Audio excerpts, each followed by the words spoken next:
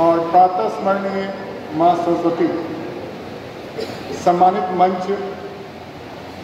मंच पर उपस्थित इस कार्यक्रम के विशिष्ट अतिथि श्रीमान इंद्रजीत बैठा जी,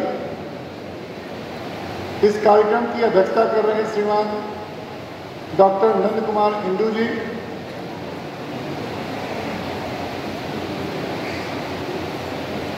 इस प्रांत के मार्गदर्शक श्रीमान ब्रह्मदेव जी, जिस विभाग में यह खेलकूद हो रहा है उस विभाग के निरीक्षक श्रीमान विनोद जी, स्थानीय पुनर्कल्याण समिति के सचिव श्रीमान, स्थानीय शहर के वरिष्ठ माध्यमिक विद्यालय के प्रधानाचार्य द्वय श्रीमान अमरेश जी और श्रीमान सुमंत जी, मंच संचालन कर रहे हैं श्रीमान अशोक जी। इस कार्यक्रम को निर्णायक भूमिका देने वाले हमारे निर्णायक बंधु,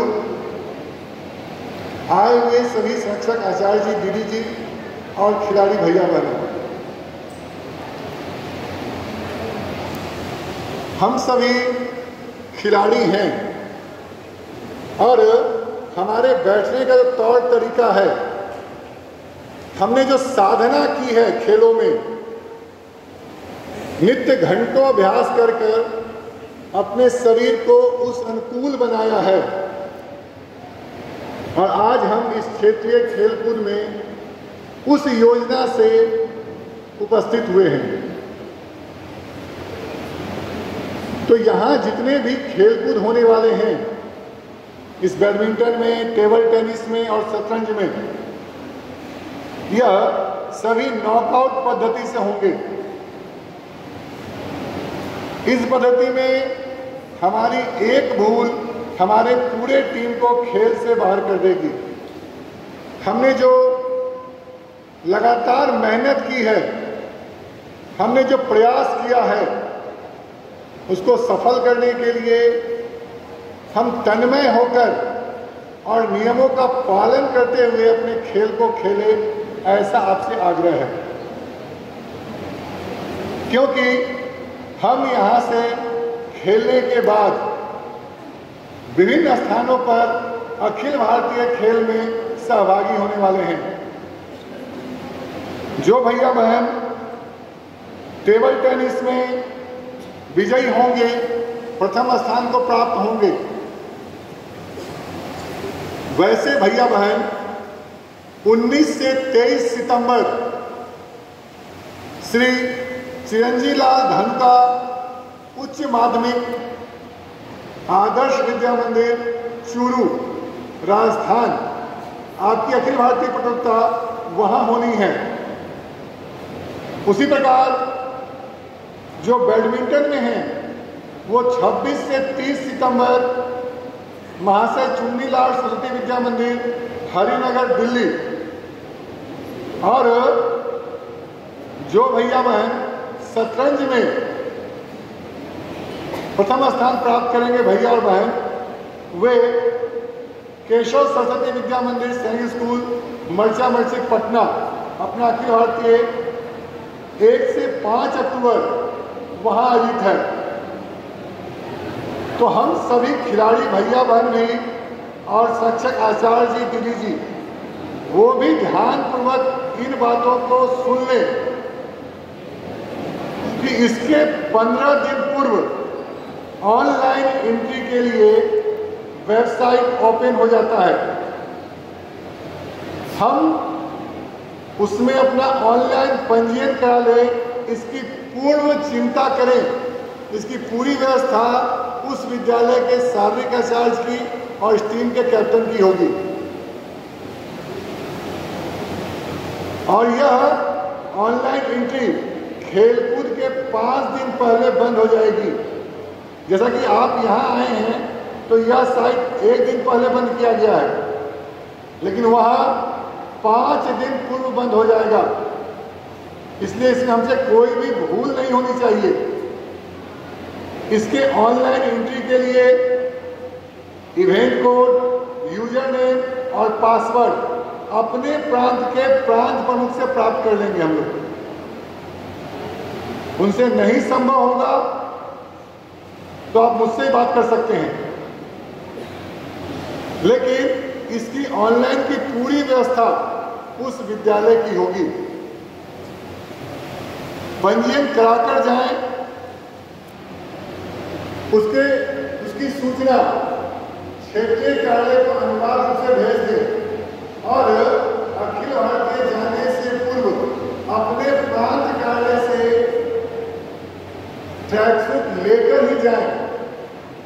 वहां से जो सूचना आई है इस बार कि सभी खिलाड़ी भैया बहन अपना सूटवेस और ट्रैकसूट अनिवार्य रूप से लेकर आएंगे। तो अपने तीनों प्रदेश कार्यालय में इसकी व्यवस्था बना दी गई है। आप जो ऑनलाइन एंट्री करेंगे उस पंजीयन का एक प्रपत्र आप वहां प्रांतीय कार्यालय को देंगे, उतनी संख्या में आपको ट्रैकसूट उपलब्ध हो जाएगा।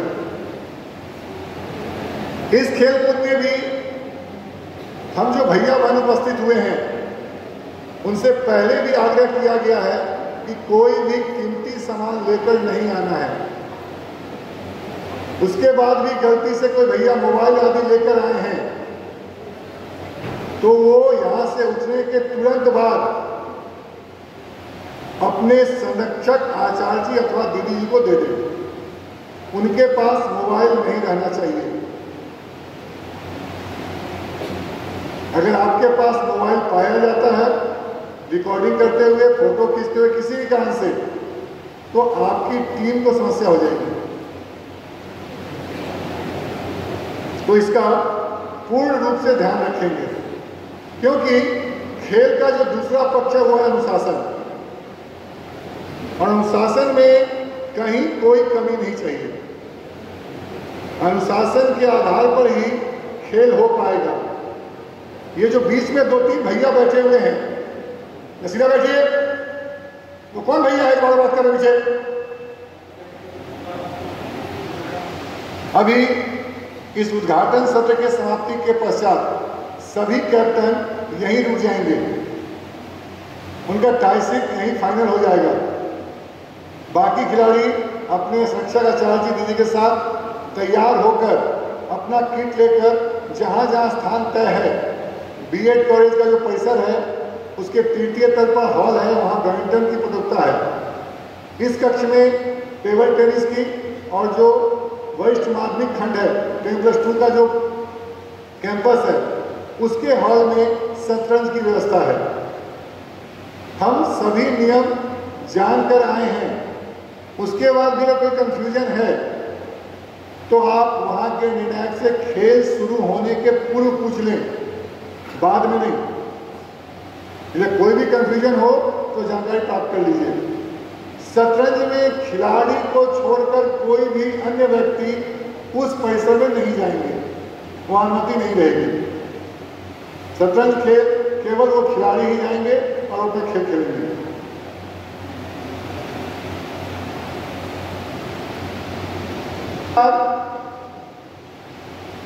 हम अपने अपने खेल मैदान पर उपस्थित रहेंगे।